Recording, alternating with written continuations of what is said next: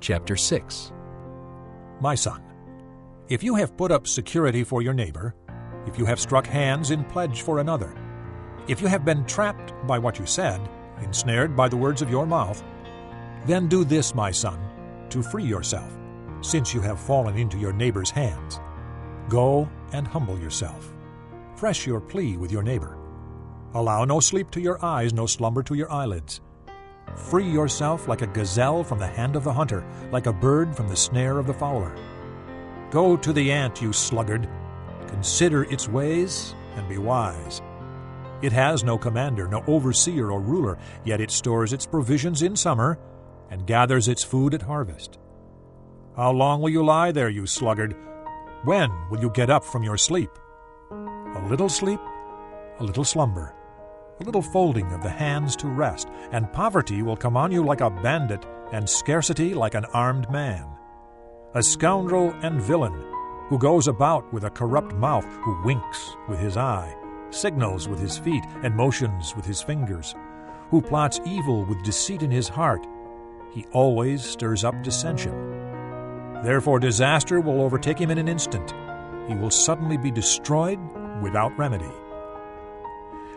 There are 6 things the Lord hates, 7 that are detestable to him: haughty eyes, a lying tongue, hands that shed innocent blood, a heart that devises wicked schemes, feet that are quick to rush into evil, a false witness who pours out lies, and a man who stirs up dissension among brothers.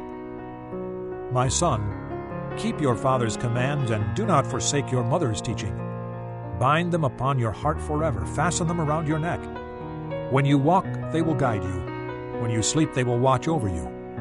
When you wake, they will speak to you. For these commands are a lamp. This teaching is a light.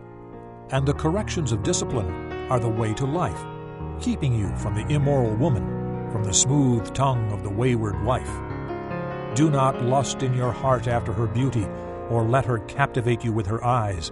For the prostitute reduces you to a loaf of bread, and the adulteress preys upon your very life. Can a man scoop fire into his lap without his clothes being burned? Can a man walk on hot coals without his feet being scorched? So is he who sleeps with another man's wife. No one who touches her will go unpunished. Men do not despise a thief if he steals to satisfy his hunger when he is starving. Yet if he is caught, he must pay 7-fold, though it costs him all the wealth of his house. But a man who commits adultery lacks judgment. Whoever does so destroys himself. Blows and disgrace are his lot, and his shame will never be wiped away. For jealousy arouses a husband's fury, and he will show no mercy when he takes revenge. He will not accept any compensation. He will refuse the bribe, however great it is. Chapter 7. My son, keep my words and store up my commands within you. Keep my commands and you will live. Guard my teachings as the apple of your eye. Bind them on your fingers. Write them on the tablet of your heart. Say to wisdom, "You are my sister," and call understanding your kinsman. They will keep you from the adulteress, from the wayward wife with her seductive words. At the window of my house, I looked out through the lattice. I saw among the simple. I noticed among the young men a youth who lacked judgment. He was going down the street near her corner, walking along in the direction of her house, at twilight as the day was fading, as the dark of night set in. Then out came a woman to meet him, dressed like a prostitute and with crafty intent. She is loud and defiant. Her feet never stay at home. Now in the street, now in the squares. At every corner she lurks. She took hold of him and kissed him, and with a brazen face she said, "I have fellowship offerings at home. Today I fulfilled my vows. So I came out to meet you. I looked for you and have found you. I have covered my bed with colored linens from Egypt. I have perfumed my bed with myrrh, aloes, and cinnamon. Come, let's drink deep of love till morning. Let's enjoy ourselves with love. My husband is not at home. He has gone on a long journey. He took his purse filled with money and will not be home till full moon." With persuasive words she led him astray. She seduced him with her smooth talk. All at once he followed her, like an ox going to the slaughter, like a deer stepping into a noose, till an arrow pierces his liver, like a bird darting into a snare, little knowing it will cost him his life. Now then, my sons, listen to me. Pay attention to what I say. Do not let your heart turn to her ways or stray into her paths. Many are the victims she has brought down. Her slain are a mighty throng. Her house is a highway to the grave, leading down to the chambers of death. Chapter 8. Does not wisdom call out? Does not understanding raise her voice? On the heights along the way where the paths meet, she takes her stand. Beside the gates leading into the city, at the entrances, she cries aloud. To you, O men, I call out. I raise my voice to all mankind. You who are simple, gain prudence. You who are foolish, gain understanding. Listen, for I have worthy things to say. I open my lips to speak what is right. My mouth speaks what is true, for my lips detest wickedness. All the words of my mouth are just. None of them is crooked or perverse. To the discerning, all of them are right. They are faultless to those who have knowledge. Choose my instruction instead of silver, knowledge rather than choice gold. For wisdom is more precious than rubies, and nothing you desire can compare with her. I, wisdom, dwell together with prudence. I possess knowledge and discretion. To fear the Lord is to hate evil. I hate pride and arrogance, evil behavior, and perverse speech. Counsel and sound judgment are mine. I have understanding and power. By me kings reign, and rulers make laws that are just. By me princes govern, and all nobles who rule on earth. I love those who love me, and those who seek me find me. With me are riches and honor, enduring wealth and prosperity. My fruit is better than fine gold. What I yield surpasses choice silver. I walk in the way of righteousness, along the paths of justice, bestowing wealth on those who love me, and making their treasuries full. The Lord brought me forth as the first of his works, before his deeds of old.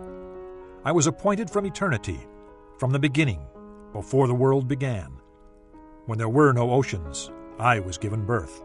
When there were no springs abounding with water, before the mountains were settled in place, before the hills, I was given birth. Before he made the earth or its fields or any of the dust of the world, I was there when he set the heavens in place, when he marked out the horizon on the face of the deep, when he established the clouds above and fixed securely the fountains of the deep, when he gave the sea its boundary so the waters would not overstep his command, and when he marked out the foundations of the earth. Then I was the craftsman at his side. I was filled with delight day after day, rejoicing always in his presence, rejoicing in his whole world, and delighting in mankind. Now then, my sons, listen to me. Blessed are those who keep my ways. Listen to my instruction and be wise.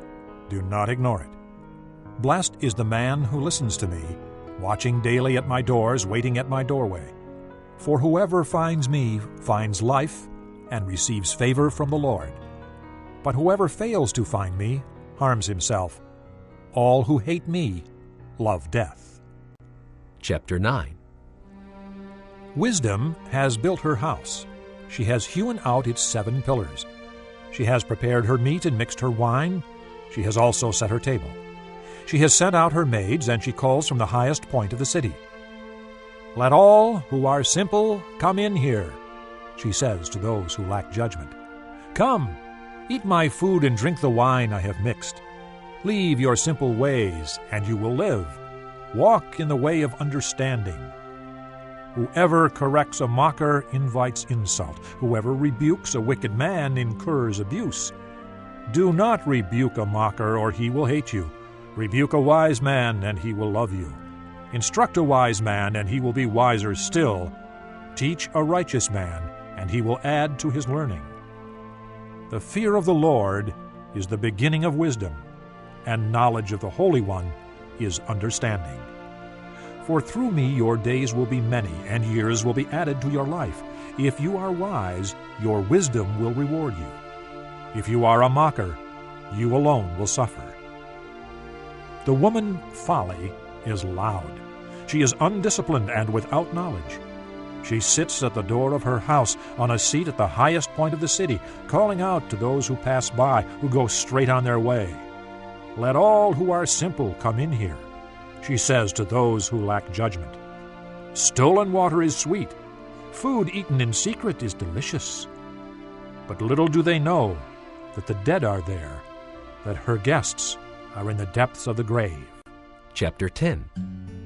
The Proverbs of Solomon. A wise son brings joy to his father, but a foolish son grief to his mother.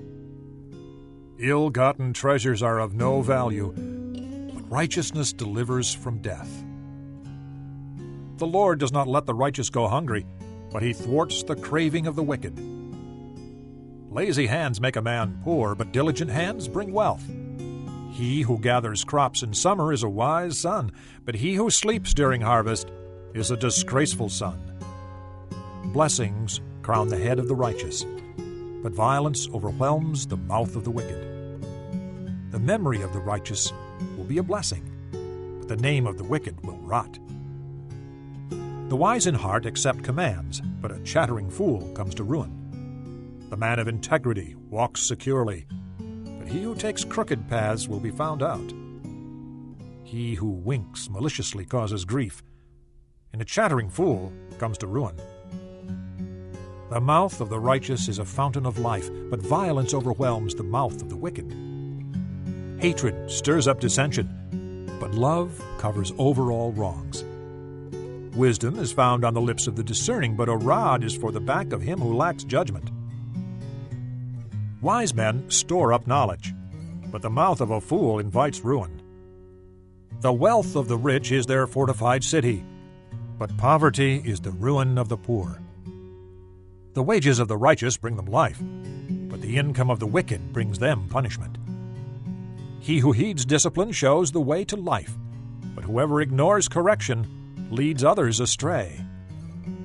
He who conceals his hatred has lying lips, and whoever spreads slander is a fool. When words are many, sin is not absent, but he who holds his tongue is wise.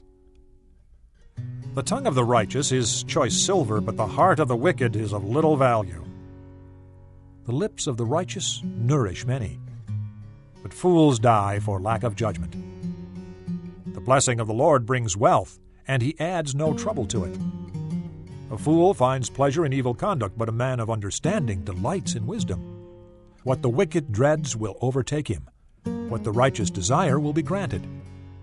When the storm is swept by, the wicked are gone, but the righteous stand firm forever. As vinegar to the teeth and smoke to the eyes, so is a sluggard to those who send him. The fear of the Lord adds length to life, but the years of the wicked are cut short. The prospect of the righteous is joy, but the hopes of the wicked come to nothing.